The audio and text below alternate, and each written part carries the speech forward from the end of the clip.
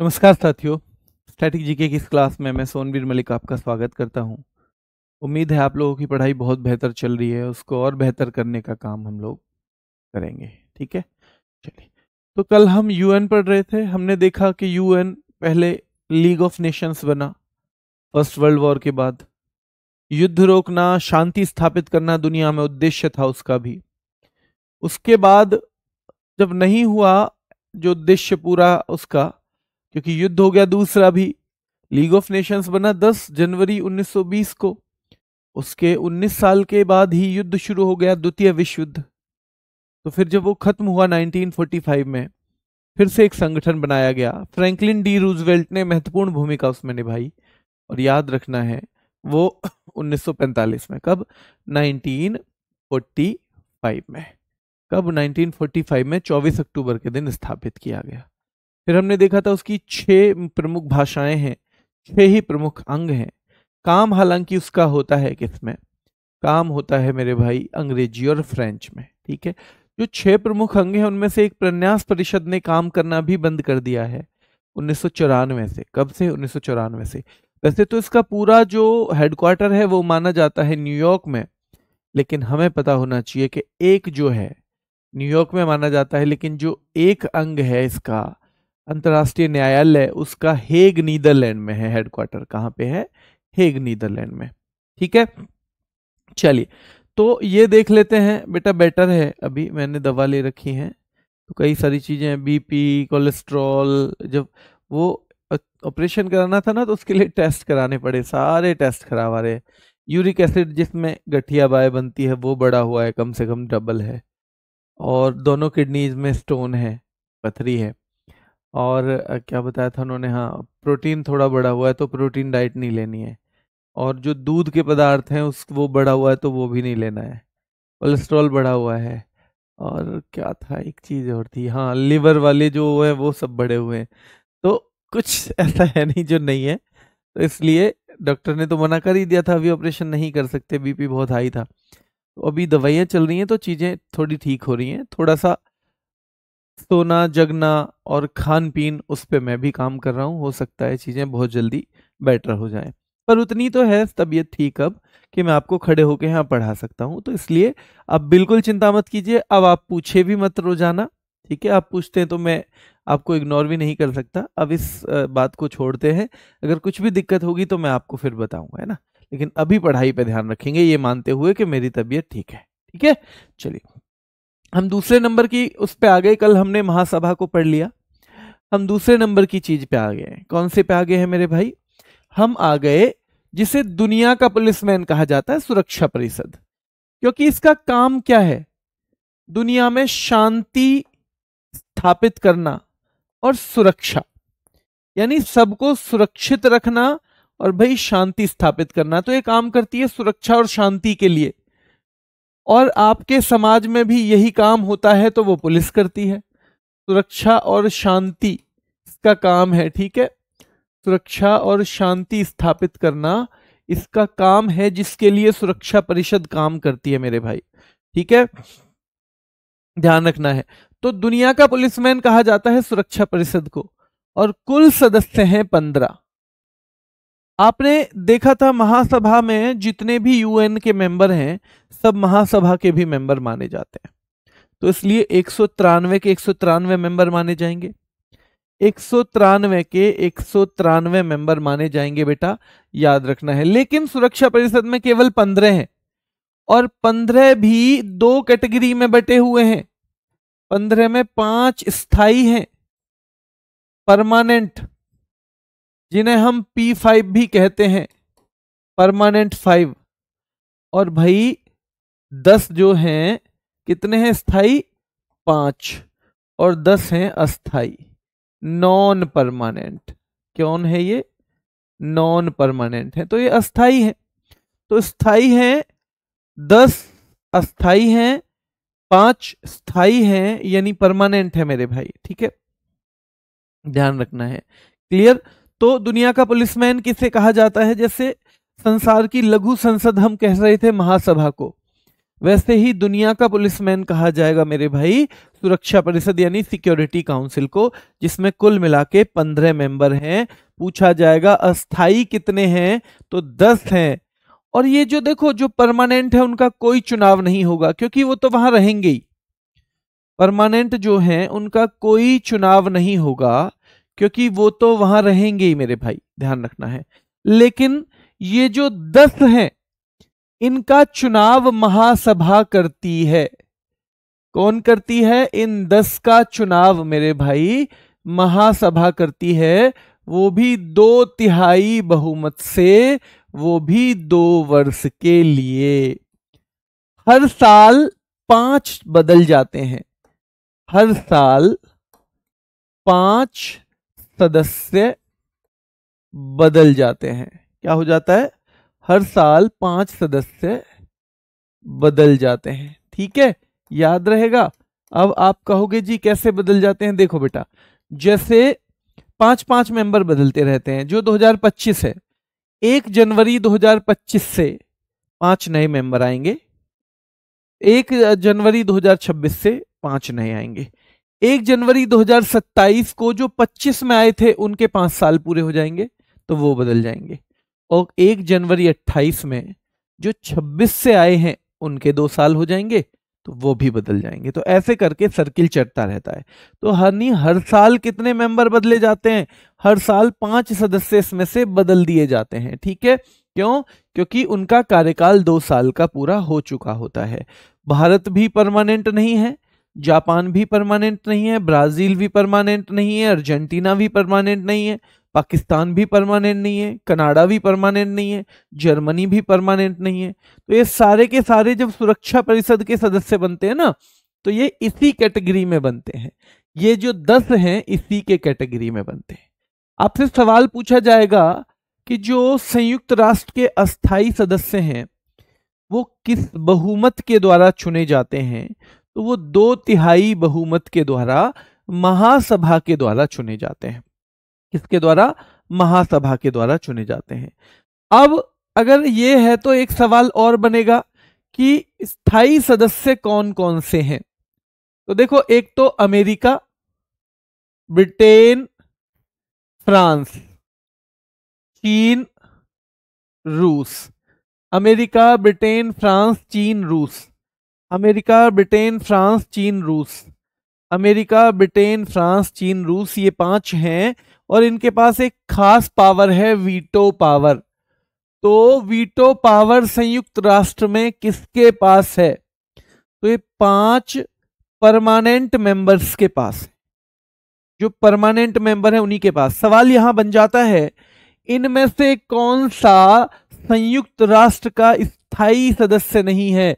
Number 1 America, number 2 Britain, number 3 France, number 4 Canada.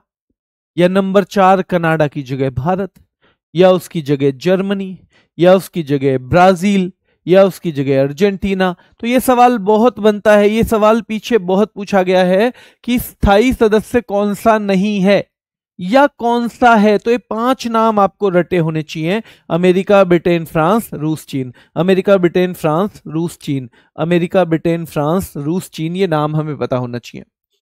अब ये जैसे मैंने बताया था, कई चीजों पे वोटिंग होती है। कहां पे? महासभा में, जैसे हमारी संसद में होती है। उसी तरह वोटिंग होती है कहां पे? उसी तरह जैसे वहां पे वोटिंग होती थी, उसी तरह वोटिंग सुरक्षा परिषद में भी होती है। ये 15 मेंबर जो हैं, इनमें से अगर 9 की सहमति किसी चीज पे हो जाएगी तो वो प्रस्ताव पास हो जाता है। तो सुरक्षा परिषद में 15 में से कितने सदस्यों की स्वीकृति जरूरी है? 9 सदस्यों की स्वीकृति जरूरी है मेरे भाई। ठीक है, ध्यान रखना है, 9 शर्तों की जरूरी है। और वो 9 ध्यान रखना है, 9 याद रखना है। 9 की स्वीकृति हो गई तो वो प्रस्ताव पास हो जाएगा। पर वीटो का क्या मतलब है? वीटो का ये मतलब है कि मान लो 14 मेंबर चाहते हैं कि ये पास हो जाए 15 में से, पर एक मना कर दे वीटो वाला। यानी कोई प्रस्ताव आया, कुछ भी आया, किसी युद्ध के बारे में आया, कहीं शांति के बारे में आया, और वहां पे सुरक्षा परिषद के टोटल मेंबर हैं 15, 5 स्थायी 10 अस्थायी। 14 मेंबर चाहते हैं कि ये होना चाहिए, पर उन 5 में से एक ने अगर हिस्सा ही ना लिया वोटिंग में तो पास हो जाएगा। अगर वो हिस्सा ना ले वोटिंग में तो अलग बात है, पर वो कहते नहीं नहीं ये नहीं चलेगा, तो 14 की 14 वोट बेकार। फिर उन 14 वोट की कोई भी कीमत नहीं है, याद रखना है।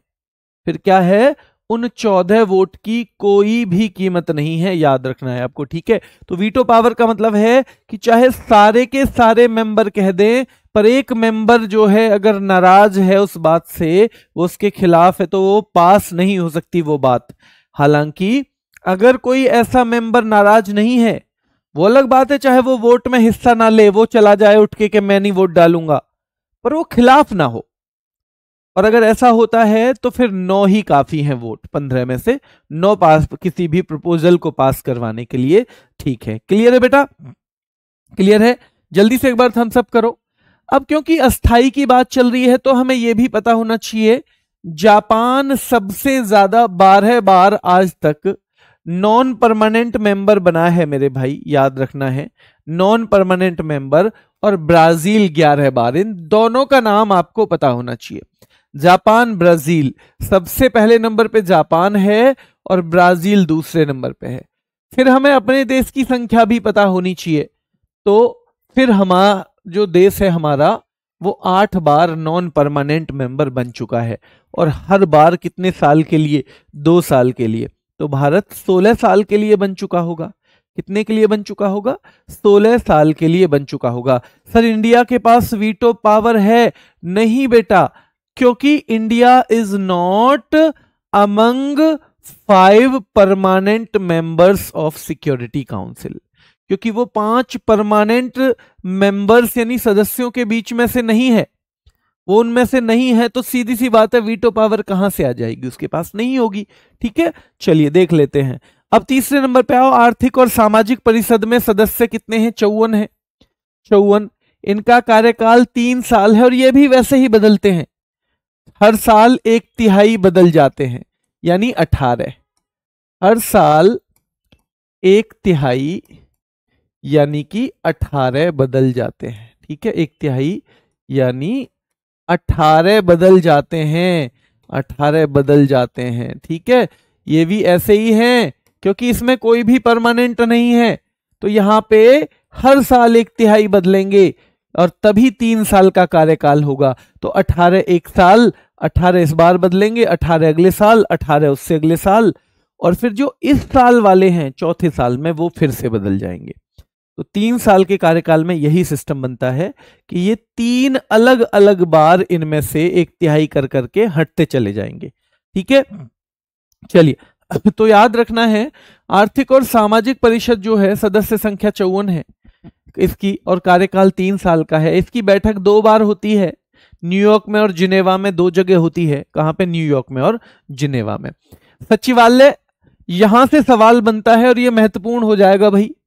तो देखो, सचिवालय का प्रमुख महासचिव है, जिसे एक तरह से आप यूएन का भी प्रमुख बोल सकते हो। यूएन का भी प्रमुख, यानी इसका जो पद है सेक्रेटरी जनरल, वो सचिवालय का हेड है, लेकिन इसे आप यूएन का भी कह सकते हो। सीधे सीधे पूछा जाएगा इसका कार्यकाल कितना होता है, तो 5 साल का कार्यकाल होता है। जो भी व्यक्ति महासचिव बनेगा वो 5 साल तक काम करेगा। सचिवालय करता क्या है? दिन प्रतिदिन के काम। जैसे हमारे यहां भी सचिवालय जो है, मिनिस्ट्रीज जो है, वो देश के दिन प्रतिदिन के काम यानी देश को सुचारू रूप से चलाने के लिए काम करती हैं, वैसे ही यहां पे भी होता है मेरे भाई। ठीक है, ध्यान रखना है। ठीक है, चलिए तो संयुक्त राष्ट्र के महासचिव जो हैं ग्लैडविन जेब पहले कार्यकारी हैं, ये सवाल यहां से ज्यादा बनता नहीं है। महासचिव, क्योंकि महासचिव बात हो गई ना, तो महासचिव से सवाल बनता है कि भाई कौन कौन बने हैं। तो देखो, सबसे पहले जो थे नॉर्वे के त्रिगवेली। सवाल कैसे पूछा जाएगा? संयुक्त राष्ट्र के पहले महासचिव कौन थे? तो त्रिगवेली थे। संयुक्त राष्ट्र के दूसरे महासचिव कौन थे? तो डैग हैमरशोल्ड थे। कौन थे? डैग हैमरशोल्ड, या स्कोल्ड ऐसे लिखाएगा, अंग्रेजी भी पढ़ लेना है ना। डैग हैमरशोल्ड जो है वो थे स्वीडन के, जबकि त्रिगवेली कहां के थे? नॉर्वे के। अब मुझे बताओ, क्या नॉर्वे और स्वीडन दोनों अफ्रीका महाद्वीप में आते हैं? अगर अफ्रीका में आते हैं तो हां बोलो, अफ्रीका में नहीं आते हैं तो बताओ कौन से में आते हैं। तो दूसरे महासचिव हैं डैग हैमरसोल्ड, जो स्वीडन के हैं, और पहले थे मेरे भाई कौन से? पहले कौन थे आपको पता होना चाहिए, नॉर्वे के त्रिगवेली। और इनके बारे में खास बात होती है कि हवाई दुर्घटना में कौन मरे थे? तो हवाई दुर्घटना में डैग हैमरसोल्ड। कौन से महासचिव? तो दूसरे वाले। और भाई 1961 में इन्हें पोस्थ्यूमस नोबेल पुरस्कार मिला, शांति का नोबेल मिला, पोस्थ्यूमस यानी मरने के बाद। मरने के बाद मेरे भाई। यूरोप, बहुत बढ़िया। सुमित कह रहे हैं और कीर्ति कह रही हैं जी यूरोप, ठीक है। दिव्यांश भी कह रहे हैं यूरोप, अंकुश भी कह रहे हैं यूरोप, प्रिंस भी कह रहे हैं यूरोप, ज्ञानेंद्र कुमार भी कह रहे हैं, कनिका भी कनिका बेटा गलत बोल रहे हो, हाँ नहीं है, राकेश कह रहे हैं यूरोप। तो दूसरे महासचिव पे आ गए हम, ये स्वीडन के हैं डैग हैमरसोल्ड, और इनकी हवाई दुर्घटना में मृत्यु हुई और मरणोपरांत नोबेल मिला। क्या आज तक दो ही लोगों को मरणोपरांत नोबेल मिला है? दो ही लोगों को मेरे भाई। एक एरिक एक्सल थे, नोबेल जो है मरणोपरांत दो ही लोगों को मिला है मेरे भाई, है ना। मरणोपरांत अगर नोबेल की बात करें तो दो ही लोगों को इतिहास में मिला है। एक तो थे एरिक एक्सल, आपको याद होगा 1931 में एरिक एक्सल मेरे भाई, एरिक एक्सल। और दूसरे हैं ये 1961 में डैग हैमरसोल्ड, ठीक है, डैग हैमरसोल्ड। तो आज तक दो ही व्यक्ति हैं जिन्हें मरणोपरांत नोबेल मिला है, मरने के बाद नोबेल मिला है मेरे भाई। 1931 में एरिक एक्सल और मेरे भाई 1961 में डैग हैमरसोल्ड। क्या है? डैग हैमरसोल्ड है, ठीक है। कौन है? डैग हैमरसोल्ड है। तो याद रखना है। अब ये पहले और दूसरे दोनों ही कहां से हैं? देखो, ये भी यूरोप के हैं और ये भी यूरोप के हैं, स्वीडन। तो जब पहली बार म्यांमार से एक व्यक्ति आएगा, वो म्यांमार कहां पे है? एशिया में। तो उसकी दो खासियत हो जाएंगी। वो पहला एशियाई व्यक्ति बन जाएगा जो महासचिव बना यूएन का। यूएन का महासचिव बनने वाला पहला एशियाई बन जाएगा वो।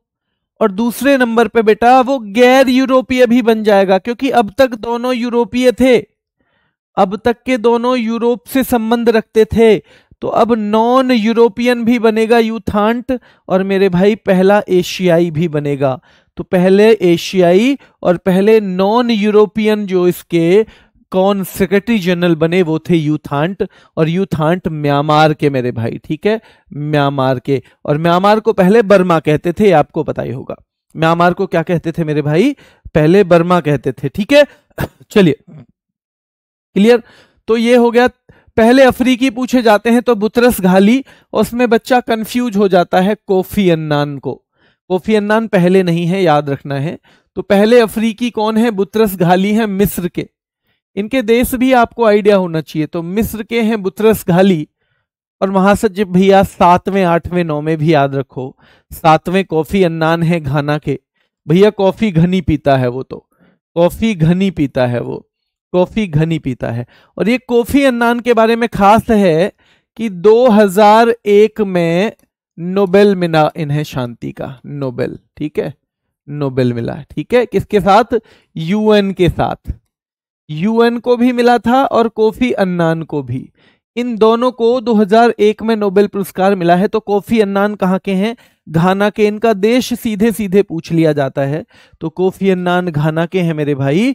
और बान की मून है आगे चल के दक्षिण कोरिया के, ये 8वें नंबर के हैं।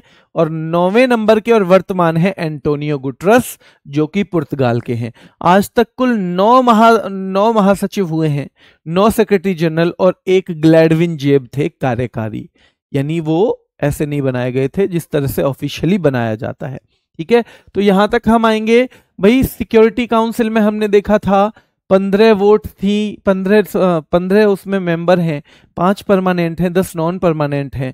नॉन परमानेंट केवल 2 साल के लिए चुने जाते हैं, वो हर साल 5 बदलते हैं। ऐसा नहीं है सारे के सारे एक साथ बदल दिए जाएं ताकि पूरा सिस्टम ना बदले, तो हर साल 5 बदलते हैं। उनका कार्यकाल 2 साल का होता है। उन्हें महासभा चुनती है, 2/3 बहुमत के बाद चुनती है। और फिर हम आ गए थे मेरे भाई आर्थिक और सामाजिक परिषद पे। आर्थिक और सामाजिक परिषद में 54 मेंबर हैं, और 54 मेंबर में से आपको पता होना चाहिए क्या, 54 में से 18 हर साल बदल जाते हैं, और उसकी जो बैठक होती है साल में 2 बार होती है। कितने बार? न्यूयॉर्क में और जिनेवा में 2 जगह पे होती है, साल में 2 बार उसकी बैठक होती है। फिर हम आ गए थे इस पे मेरे भाई, जिसे हम कहते हैं क्या, इसका जो सचिवालय है। तो दिन प्रतिदिन के काम करता है, महासचिव इसका चीफ होता है। और महासचिव की अगर बात करें तो पहले कार्यकारी थे ग्लैडविन जेब, और नॉर्मली पहले कौन है मेरे भाई, तो पहले हैं त्रिगवेली, कहाँ के हैं, नॉर्वे के हैं। दूसरे हैं डैग हैमरसोल्ड, कहाँ के हैं, स्वीडन के। इनके बारे में कुछ खास बात, हाँ जी, इनकी हवाई दुर्घटना में मृत्यु हो गई थी। और ये दुनिया में जो 2 व्यक्ति हुए हैं जिन्हें मरने के बाद नोबेल मिला है, उनमें से एक हैं, ठीक है, उनमें से एक है। तीसरे नंबर पे क्योंकि वो आएंगे एक एशिया के व्यक्ति, यू थांट, तो वो पहले एशियाई भी हो जाएंगे और पहले गैर यूरोपीय यानी नॉन यूरोपियन भी हो जाएंगे, ठीक है। फिर हमें मेन याद रखना है बुतरस घाली को, फिर सारे नहीं याद रखने, चौथे, पांचवें, छठे, फिर बुतरस घाली को याद रखना है। बुतरस घाली आपको पता होना चाहिए कहाँ के हैं, वो मिस्र के, और मिस्र है कहाँ पे, अफ्रीका में, ठीक है। तो वो पहले अफ्रीकी हो गए, वो पहले अफ्रीकी हो गए बुतरस घाली। फिर 7वें नंबर, 8वें नंबर, 9वें नंबर पूछ लेता है। 7वें कोफी अन्नान, घाना के कोफी अन्नान, जिन्हें यूएन के साथ संयुक्त रूप से नोबेल मिला था 2001 में मेरे भाई। कहाँ? 2001 में। फिर हम अगर बात करें तो 8वें बान की मून, साउथ कोरिया के। 9वें हैं, याद रखना है, हमारे एंटोनियो गुटरस, 5 साल का कार्यकाल होता है। एंटोनियो गुटरस कहाँ के हैं? पुर्तगाल के हैं। अब ये दूसरे कार्यकाल में चल रहे हैं। किस में चल रहे हैं? दूसरे कार्यकाल में चल रहे हैं, और ये कुल मिला के 9वें हैं भाई। कौन से हैं? 9वें हैं, ठीक है। चलिए आगे आइए। कुछ कॉन्फिडेंस आया इससे यहां तक याद करने में और रिवीजन करने में? रिवीजन देख लो, मैं बता रहा हूं आपको, आप एक आदत बना लो कि जैसे ही क्लास खत्म हो और अगली क्लास शुरू हो, उससे पहले 5 मिनट में दोहरा दो चीजों को, बहुत बेहतर होंगी। अगर ये लगता है कि भाई अभी तो ये क्लास चली गई और आपके, तो फिर एक साथ कैसे करें, तो पिछली क्लास का रिपीट कर दो। वही क्लास अभी देख ली, खत्म हो गई, अगली क्लास शुरू नहीं हुई, पिछली जो क्लास थी उसकी चीजों को रिवाइज कर जाओ, बहुत बेनिफिट मिलेगा। मैं कह रहा हूं जिसने रिवीजन करना सीख लिया वो सेलेक्ट हो गया। देख लेते हैं अंतरराष्ट्रीय न्यायालय, फिर एक महत्वपूर्ण आ गया भाई। देखो छठा है प्रन्यास परिषद, उससे बस 2 ही सवाल बनते हैं कि प्रन्यास परिषद जो है उसका काम क्या है और किसने काम करना बंद कर दिया है। तो प्रन्यास परिषद ने कर दिया है, और कब से? तो 1994 से, जो मैंने कल बता दिया था, जो मैंने कल बता दिया था बेटा। इसके महासचिव इंडिया से कोई नहीं बने बेटा अभी तक। एक बच्चा पूछ रहा है क्या, हाँ परमवीर कुमार कह रहे हैं, कुमावत, कि जी क्या इंडिया के कोई बने हैं? तो बेटा इंडिया का नहीं बना कोई भी, इंडिया का कोई नहीं बना है, ठीक है। एक बच्चा पूछ रहा है नोट्स बनाने हैं, बेटा अब नोट्स के चक्कर में मत पड़ो।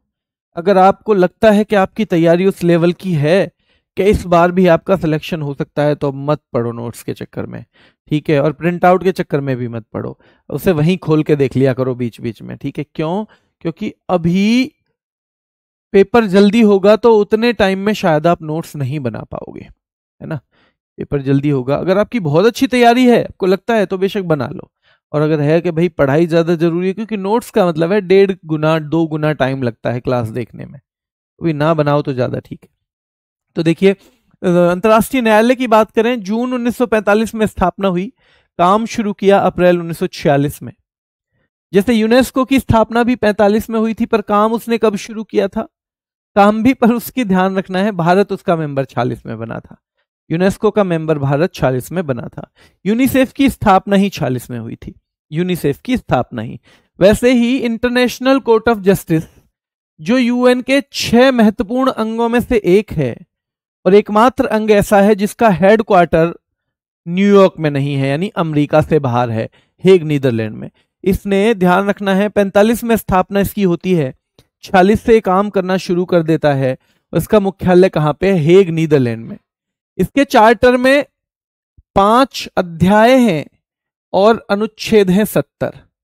अगर हम यूएन से तुलना करें तो यूएन का चार्टर जो है, क्या उसमें 19 अध्याय थे? बताओ हाँ या ना में।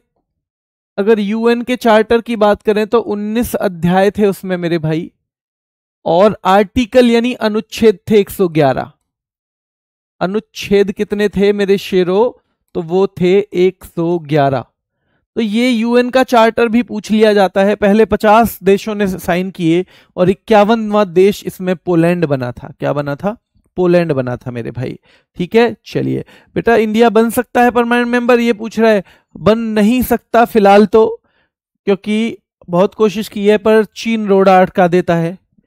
और जैसे समीकरण बन रहे हैं, अगर चीन नहीं अटकाएगा तो अब अमेरिका भी अटका सकता है।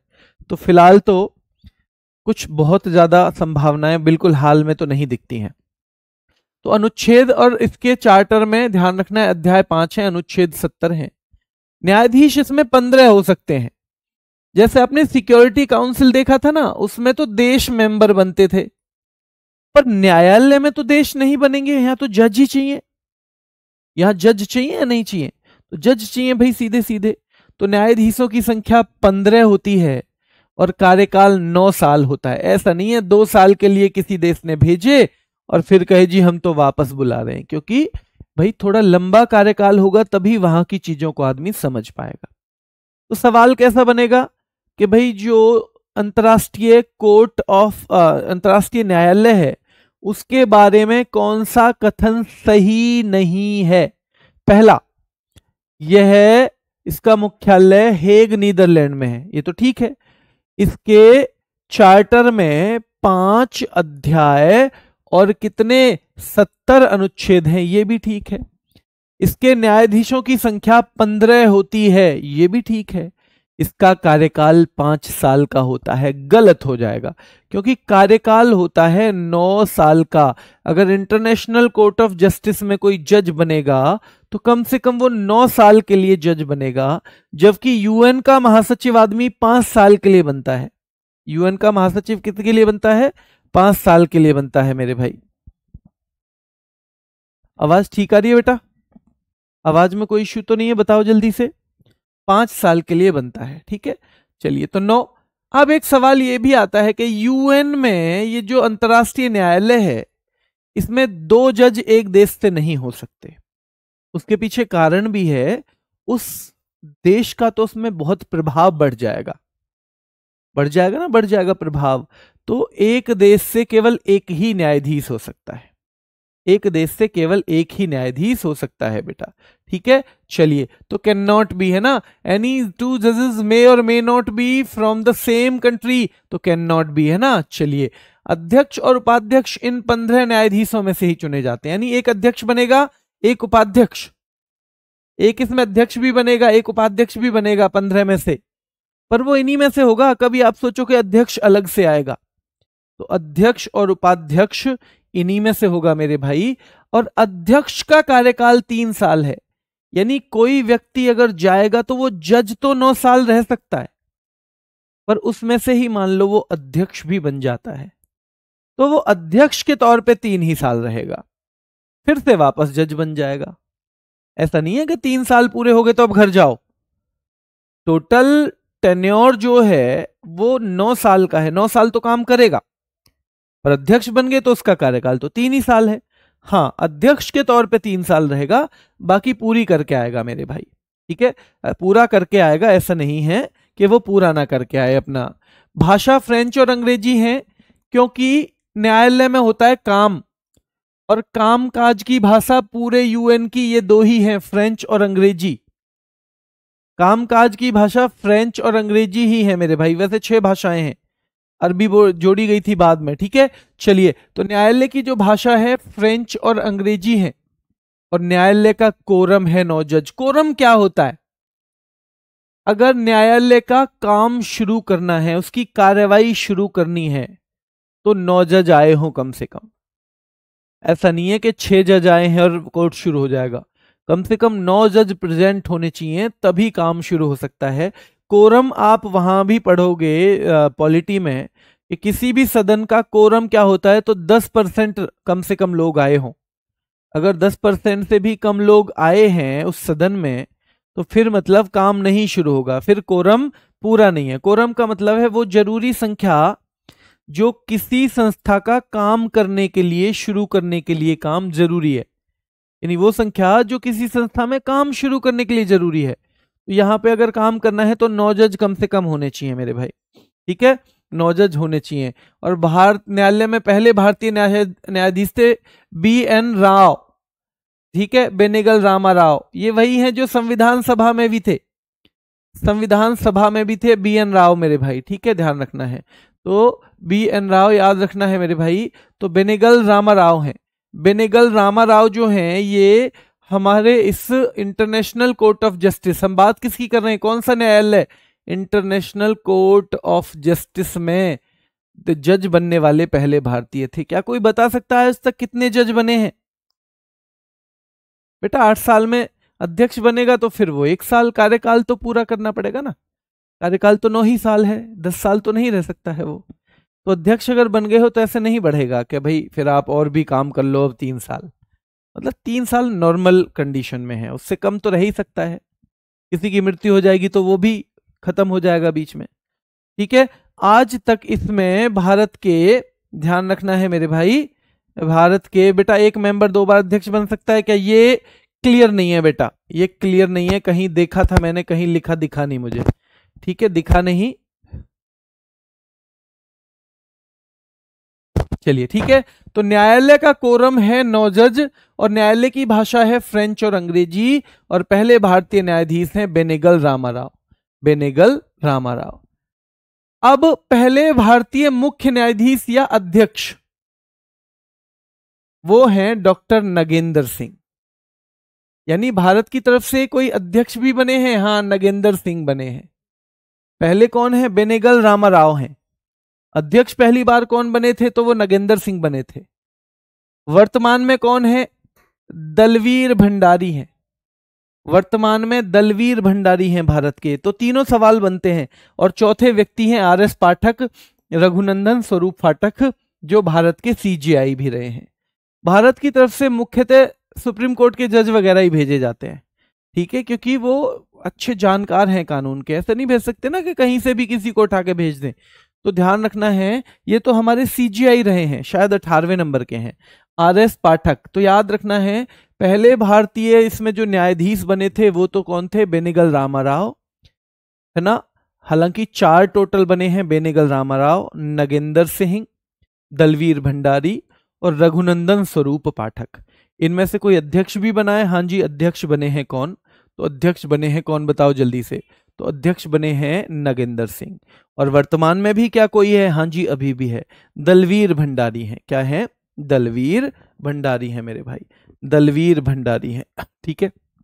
चलिए, तो याद रखेंगे न्यायाधीशों का चुनाव कौन करता है ये भी पता होना चाहिए। महासभा और सुरक्षा परिषद दोनों का रोल है। महासभा में अलग वोट डलेगी, सुरक्षा परिषद में अलग वोट डलेगी।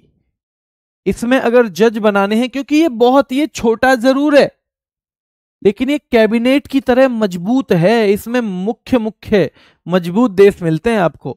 तो याद रखना है इसकी भूमिका आपको बहुत जगह पर देखने को मिलेगी। तो याद रखना है आपको कि ICJ में न्यायाधीशों को महासभा और सुरक्षा परिषद चुनती है, दोनों में अलग अलग वोट, दोनों में अलग अलग बहुमत पाना जरूरी है, ठीक है, दोनों में अलग अलग बहुमत पाना भी जरूरी है।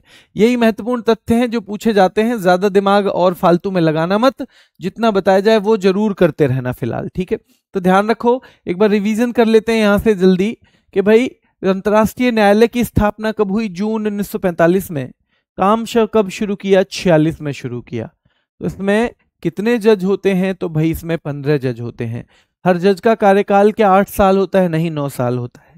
क्या उसमें से अध्यक्ष बन जाते हैं? हाँ जी, उसी में से बन जाते हैं। उपाध्यक्ष क्या बाहर से आता है? नहीं, उसी में से बन जाता है। उपाध्यक्ष भी। ठीक है, अध्यक्ष का कार्यकाल 3 साल का होता है, ये सवाल पूछा गया है कई बार। इसका मुख्यालय हेग नीदरलैंड में होता है, हेग नीदरलैंड में। और आर्टिकल इसमें है 70 और 5 हैं अध्याय, यानी 5 चैप्टर, आर्टिकल 70 है। न्यायाधीशों की संख्या 15 है। कार्यकाल मेरे भाई 9 साल है। कितना है? 9 साल। क्या कोई भी 2 न्यायाधीश एक देश के हो सकते हैं या नहीं? नहीं हो सकते, बिल्कुल नहीं हो सकते, और ये पूछा जाता है। ठीक है, तो ये ध्यान रखना है। और इसकी भाषा कौन सी है? तो फ्रेंच और अंग्रेजी है। न्यायालय का कोरम 9 जजों का होता है। भारत के आज तक कितने जज बने हैं? 4 बने हैं। सबसे पहले कौन बने थे? बेनेगल रामाराव। सबसे लेटेस्ट कौन है? तो वो है दलवीर भंडारी। क्या कोई अध्यक्ष भी बने हैं? हाँ, तो नगेंद्र सिंह बने हैं मेरे भाई। और चौथे कौन है? रघुनंदन स्वरूप पाठक। पूछ लेगा इनमें से कौन सा जज नहीं बना है, तो चारों नाम पता होने चाहिए। बेनेगल रामाराव पता होना चाहिए, नगेंद्र सिंह पता होना चाहिए, रघुनंदन स्वरूप पाठक पता होना चाहिए, और मेरे भाई दलवीर भंडारी पता होना चाहिए। अभी भी दलवीर भंडारी हैं। ठीक है, अभी भी दलवीर भंडारी हैं। और 15 जज होते हैं बेटा। अब तो मैं तुरंत भेज देता हूँ पीडीएफ, है ना। हो सकता है 10 20 30 मिनट में वो दे देते हो आपको। पहले मेरे बोर्ड में कुछ दिक्कत थी, तो अब तो मैं बोर्ड में सेव करता हूँ और वहीं से भेज देता हूँ। पहले कंप्यूटर में करना पड़ता था, और कंप्यूटर में कुछ ऐसा इशू आ रहा है कि उससे फाइल अपलोड होने में दिक्कत होती है। तो अब मैंने 2-3 शायद परसों से ही शुरू किया है। मैं यहीं से भेज देता हूँ, और मैं उनको कहूँगा कि टाइमली ही बिल्कुल कर दिया करें। पहले मेरे ही पार्ट पे कई बार गलत लेट हो जाती थी, मैं किसी को दोष नहीं देना चाहता, क्योंकि उससे मैं सोचता था क्योंकि कंप्यूटर से भेजता था तो कंप्रेस करके भेजूं, है ना, तो कंप्रेस होने में भी टाइम लगता था। पता नहीं कुछ नेट का इशू है उस कंप्यूटर में, ये दिक्कत है थोड़ी सी। अब नहीं होगी, अब तो मैं टाइमली भेज रहा हूँ 2 दिन से, और आपको टाइमली ही मिलेगी। ठीक है, चलिए, आपको किसी को कोई सवाल है? देखो, नोट्स नहीं बनाए हैं, क्या अभी अपना बनाना जरूरी है? बेटा, नोट्स जरूरी नहीं होते हैं कभी भी, मैं बताऊं, कांस्टेबल टाइम पे मैंने बनाए थे, बाकी कभी नहीं बनाए। ठीक है, अगर आपके पास किताब भी है, किसी किताब से भी पढ़ते हैं, तो जो जो पढ़ाया जाए उसको हाईलाइट करते चले जाओ साथ साथ में। उसमें 2 ही मिनट लगती हैं, 2 मिनट का तो नहीं कहूंगा मैं, पर उसमें ज़्यादा से ज़्यादा नोट्स बनाने में जो टाइम लगता है उसका 6-7 गुना कम टाइम लगेगा। वहां करते चले गए। पीडीएफ आपके पास है, यहाँ नजर मार ली, है ना। और ज्यादा प्रिंट आउट के चक्कर में भी मत पड़ो। एक पीडीएफ खोली कर ली, दूसरी पीडीएफ खोली कर ली, तीसरी खोली कर ली मेरे भाई। ठीक है, इस तरह से करना है आपको। कल वाली पीडीएफ नहीं है? ऐसे कैसे हो सकता है?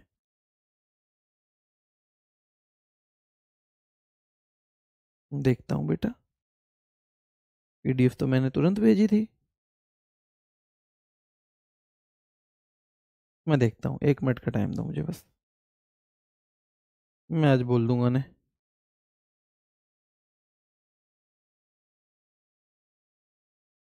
नहीं बेटा, है पीडीएफ, आपने देखा नहीं होगा, पीडीएफ है। देखो, ये ऐप में ही है, ये ऐप में ही है पीडीएफ, ये वाली है ना। और ये है ना, पीडीएफ है। चलिए, तो ठीक है, और मैं बोल दूंगा तुरंत करें, है ना। मैं बोल दूंगा अगर ये लेट हुई है तो। अभी मैं तो विद इन 2-3 मिनट ही भेज दूंगा इसको। तो अब ये हो गया है बच्चे।